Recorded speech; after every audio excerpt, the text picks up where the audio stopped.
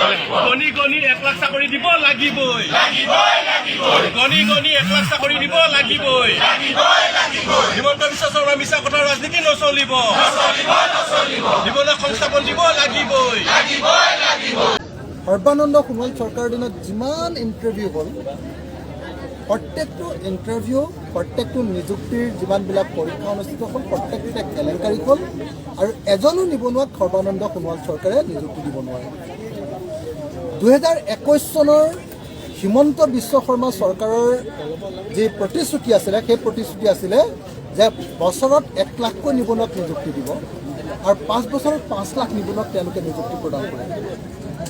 অসম বিধানসভাৰ মজিয়াত মুখ্যমন্ত্ৰী হিমন্ত বিশ্ব শৰ্মাই গলা ফুলাই ফুলাই ঘোষণা কৰিছিল যে 10 মে' তাৰিখৰ ভিতৰত গণি গণি বিজেপি চৰকাৰে 1 লাখ নিবনুৱাক নিযুক্তি প্ৰদান কৰিব।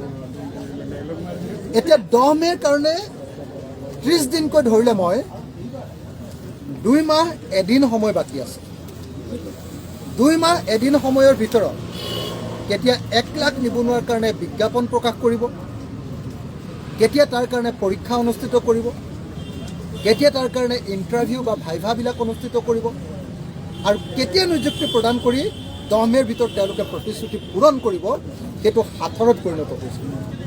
অৰ্থাৎ বিজেপি দলটোৱে ধৰ্মীয় উন্মাদনাৰ ৰাজনীতি কৰি, হিন্দু মুছলমানৰ ৰাজনীতি কৰি, টকা আৰু হিতাধিকাৰীৰ ৰাজনীতি কৰি তেওঁলোকে মূল অৰ্থনৈতিক বিষয়ৰ পৰা মানুহক আঁতৰাই পেলাব খুজিছে।